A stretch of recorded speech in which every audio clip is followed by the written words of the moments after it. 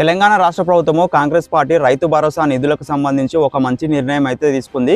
ఆ మంచి నిర్ణయం ఏంటంటే ఈ రైతు భరోసా నిధులు ఎవరికంటే వాళ్ళకు జమ చేయకుండా ఎవరైతే భూమిలో పంటలు వేస్తారో, ఎవరైతే భూమిని సాగు చేస్తారో వాళ్ళకు మాత్రమే ఈ రైతు భరోసా నిధులను కాంగ్రెస్ పార్టీ తెలంగాణ రాష్ట్ర ప్రభుత్వం అయితే అందిస్తుంది. అంతకుముందు కేసీఆర్ గారు ముఖ్యమంత్రి ఉన్నప్పుడు దీనికి రైతు బంధు అని పేరు ఉండే, ఆ రైతు బంధు పేరు కింద ఎవరికైతే భూములు ఉంటాయో, ఎవరైనా సరే వాళ్ళకు భూమి ఉంటే ఆ రైతు బంధు పేరు కింద వాళ్లకు నిధులు అయితే జమ చేశారు.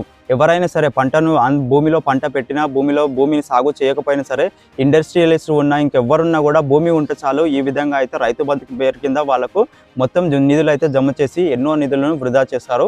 కాకపోతే ఇప్పుడు కాంగ్రెస్ పార్టీ వచ్చిన తర్వాత ఎవరైతే భూమిని సాగు చేస్తున్నారో, ఎవరైతే పంటలు పండిస్తున్నారో వాళ్ళకు మాత్రమే రైతు భరోసా నిధులు ఇస్తున్నారు. ఇది ఒక మంచి నిర్ణయం అయితే తీసుకున్నారు. కాకపోతే ఇక్కడ కాంగ్రెస్ పార్టీ చేస్తున్న మిస్టేక్ ఏంటంటే 15,000 ఇస్తామని చెప్పి ఇప్పుడు 12,000 ఇస్తున్నారు. కేసీఆర్ గారు ఉన్నప్పుడేమో 1 ఎకరాకి 10,000 రూపాయలు అయితే ఇచ్చారు. దీని గురించి మీ అభిప్రాయం ఏందో కింద కామెంట్ సెక్షన్లో తెలియజేయండి. మరిన్ని ఇలాంటి వీడియోస్ కోసం మన ఛానల్ తప్పకుండా సబ్స్క్రైబ్ చేసుకోండి.